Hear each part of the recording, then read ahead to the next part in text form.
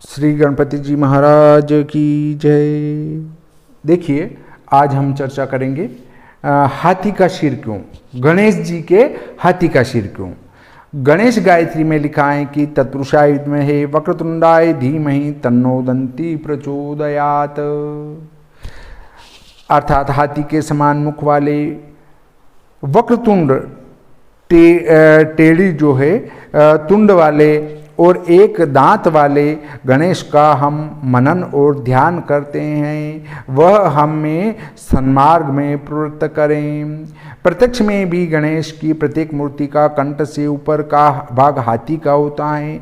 नराकृति अर्धंगी के साथ हाथी के मस्तक का मेल मानव बुद्धि को चकित कर दे, यह स्वाभाविक ही है।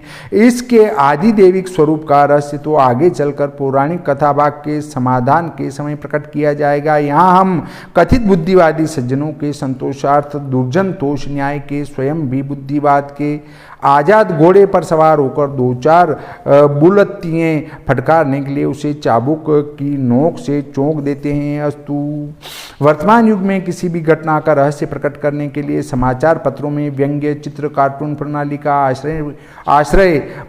आश्रय लिया जाता है। यद्यपि उक्त चित्र देखने में बड़े ही अटपटे जान पड़ते हैं, इनमें मनुष्यों को पशु पक्षी कीट पतंगों की विकृति आकृतियों में सर्वथा असंभव स्वरूपों में अंकित किया जाता है, परंतु इनसे घंटों मगजपच्ची करने पर भी ध्यान में न बैठने वाले भाव समाचार पत्रों के कई कॉलम पढ़ने पर भी न सुलझने वाले रहस्य विनोद में तत्काल आंखों के आते नाचने लगते हैं।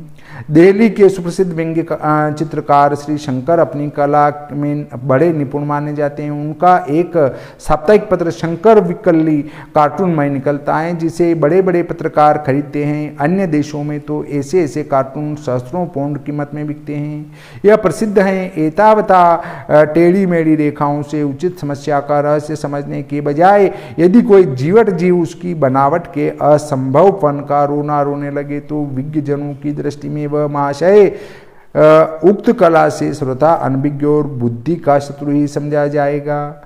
फिर चाहे वह बुद्धिवादी होने के सैकड़ों प्रमाण पत्रों के बंडल का बोझा उठाए अहरनिश घुमा करे, ठीक इसी प्रकार गणेश भगवान के विलक्षण रूप को देखकर कोई नास्तिक अपने आप को ही एकमात्र संभावना का व्यर्थ निर्णायक मानता हुआ तादृश स्वरूप से ली जा सकने वाली शिक्षाओं से वंचित रह जाए तो यह उसका दुर्भाग्य ही समझना चाहिए। इसीलिए हम पिछली किस्त में बुद्धिवादियों को यही बतलाना चाहते हैं कि गणेश को तुम कार्य में निर्विघ्नता चाहने वालों के लिए शिक्षाप्रद रेखा चित्र ही समझ दो।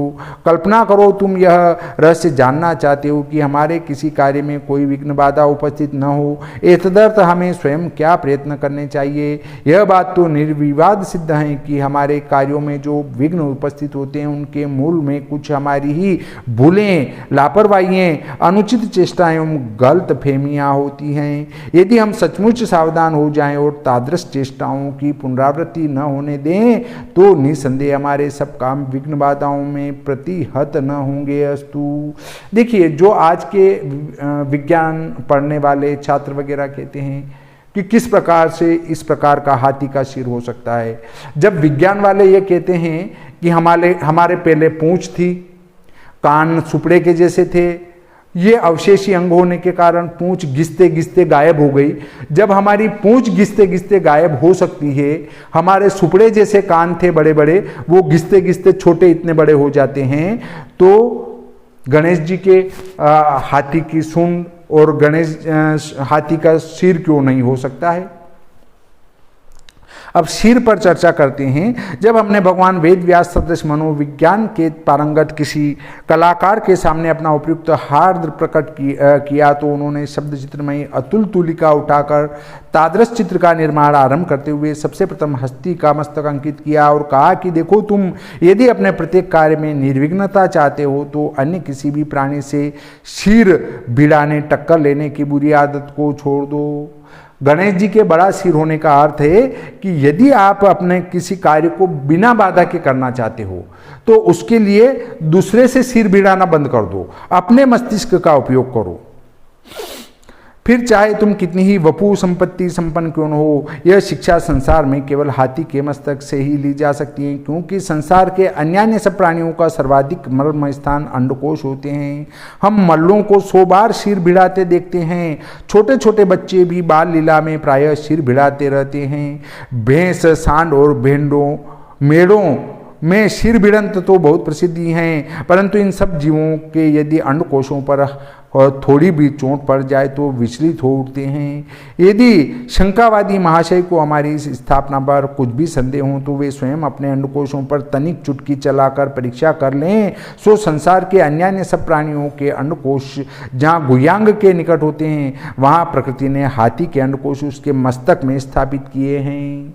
पाठकों ने देखा होगा कि अन्य जीवों की भांति हाथी के गुह्यांग के निकट अंडकोश नहीं होते, किंतु मस्तक के ऊपर जो मटके से औंधे उभरे हुए दिख पड़ा करते हैं, वे वस्तुतः हाथी के अंडकोश ही होते हैं। यही कारण है कि शरीर के अन्य भागों की अपेक्षा इस भाग को अधिक मर्म स्थल समझकर महावत इसी स्थान पर अपना अधिकार रखता है। जो हाथी अन्य अंगों पर भालों के प्रहारों से भी इतना विचलित नहीं हो सकता, वही महाशय जीव उक्त अंगों के ऊपर पांव के अंगूठे की चोट से और अंकुश के तनिक से संकेत पर महावत की इच्छा अनुसार नाचता है। सो अपने सिर को अन्यों की अपेक्षा अधिक मर्म स्थल समझकर व्यर्थ और अविवेकपूर्ण अनावश्यक संघर्ष में प्रवृत्त न होने की शिक्षा एकमात्र हाथी के मस्तक से मिल सकती है। इसलिए कोई भी कलाकार ऐसा शिक्षाप्रद रेखा चित्र निर्माण करते हुए उसका मस्तक हाथी का ही लगाने के लिए बाध्य हो गया है।